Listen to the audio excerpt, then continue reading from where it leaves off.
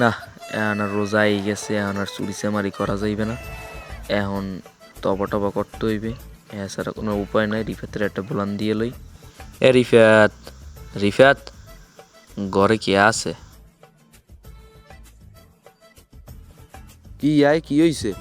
আরে কি হয়েছে বোঝো না? তোর লাগে একটা কথা আছে, এদিকে বোঝো না বেড়া? রোজা টোজা আইছে, এদিকে আয়, সামনে আয়, কথা আছে।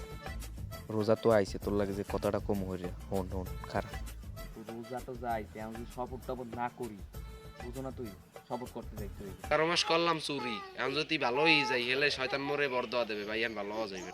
আরে না, শয়তান তোরে ধোকা দেবে তুই বেড়া, তুই তো বড় শয়তান। একটা কাজ করি, ঈদ শপথ টপথ কিরম কিরম করি, ভালো হইবে, আল্লাহ দোয়া করবে, মোরাও দোয়া পামু, এটাই ভালো হইবে। ল শপথ কিরম করবো, ওই সাইড এরা আছে, হাসান আছে, ল ল ল ল ল, হাসান মুখ সবাই প্রার্থনা করাই দিবে। ল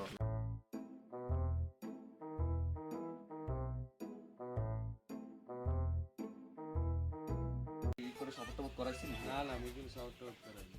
শপথ কি ও করাইবে? হ্যাঁ, ও করাইবে। কি হয়েছে তো? ও কি মুতে পানি লয়? কিছু করে দিয়েছি। না, আমি শপথ করবো না। কে তো শপথ করবি না? কি হয়েছে তোর?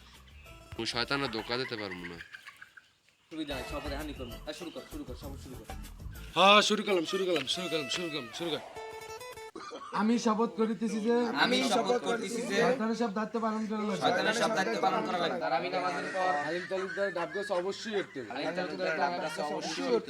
আরে ও কয় কি? ও তো শয়তানের বড়রা, ওর লাগে থাকলে তো মোরাও শয়তান হয়ে যাবো। আল্লাহর লড়া। ওরে বাবা,